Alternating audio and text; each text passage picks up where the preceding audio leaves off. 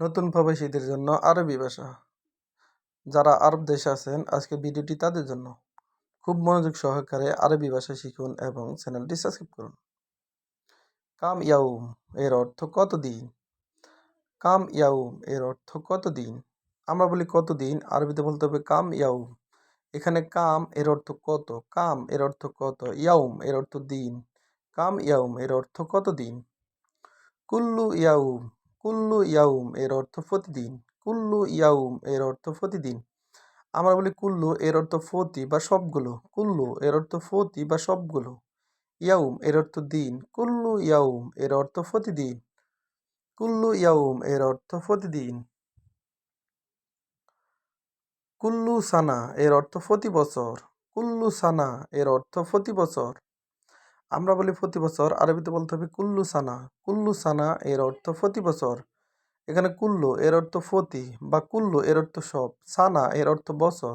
সানা এর অর্থ বছর। কুল্লু সানা এর অর্থ প্রতি বছর। তাহলে বছর এর আরবি হলো সানা।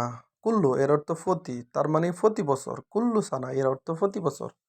নুসা এর অর্থ আধা ঘন্টা। নুসা এর অর্থ আধা ঘন্টা। এখানে নুস এর অর্থ আধা। নুস এর অর্থ আধা। সা এর অর্থ ঘন্টা। নুসা এর অর্থ আধা ঘন্টা। আমরা বলি আধা ঘন্টা, আরবিতে বলতে হবে নুসা। নুসা এর অর্থ আধা ঘন্টা।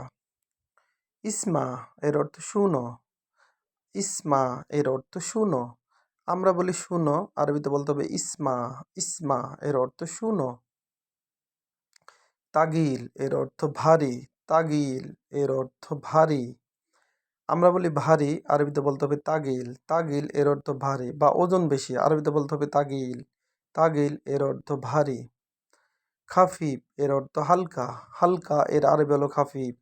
খাফিফ এর অর্থ হালকা। আমরা বলি হালকা বা পাতলা, আরবিতে বলতে হবে খাফিফ।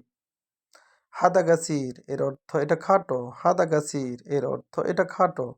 আমরা বলি এটা খাটো, আরবিতে বলতে হবে হাদাগাসির। হাদাগাসির এর অর্থ এটা খাটো। হাদা এর অর্থ এইটা। গাছির এর অর্থ ছোট। গাছির এর অর্থ ছোট। হাদাগাসির এর অর্থ এটা ছোট বা এটা খাটো। এবগাসাই এর অর্থ কিছু লাগবে।